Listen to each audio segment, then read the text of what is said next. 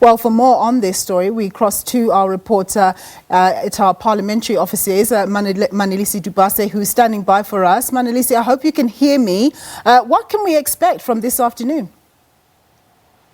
Nompu, I think that the president is going to answer quite a number of questions that were raised yesterday and a number of issues that were raised concerning our state of the nation. We had 25 speakers over a period of more than 9 hours. So it's quite a lot of people, lot of leaders and members of parliament who made their submissions and asked their questions. This debate normally takes place over 2 days, but because of the president's commitments, international commitments, they were squeezed within 1 day. So we expect that he's going to explain and answer a number of questions. But some of the questions, specifically regarding the state-owned enterprises, the issue of the unbundling of ESCOM, the ministers like Pravin Gordhan partly replied to those yesterday by giving progress that there's a lot that has been done, and the report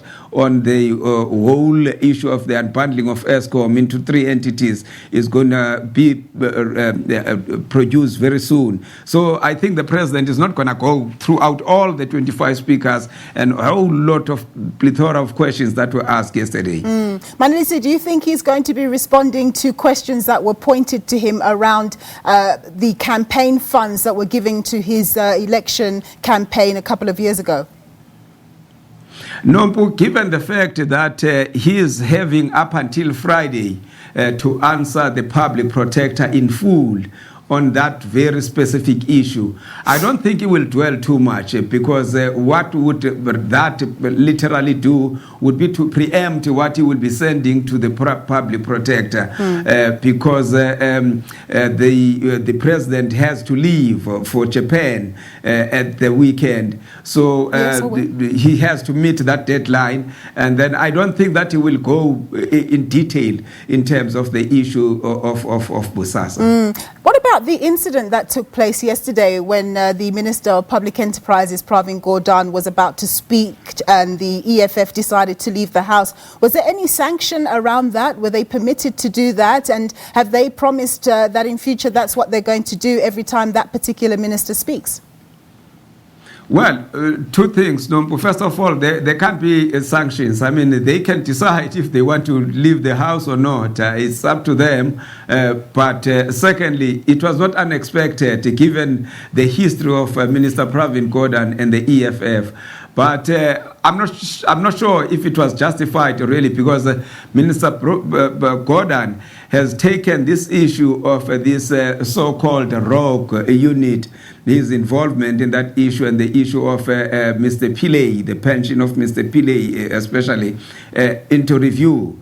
And the court is still dealing with that matter. So until the court come with a decision whether it will uphold the public protector's ruling or not, I don't think it was justified really for the EFF to have left the House and described Minister Gordhan as a constitutional delinquent.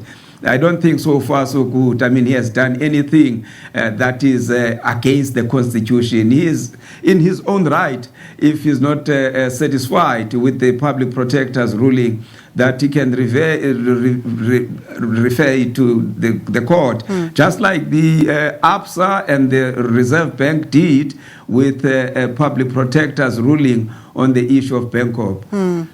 And then just going forward, do you think that, given the fact that Mr. Ramaphosa only has today to respond to all of those questions and issues, do you think that the day will have been well served? Because this is obviously a very important part of the process.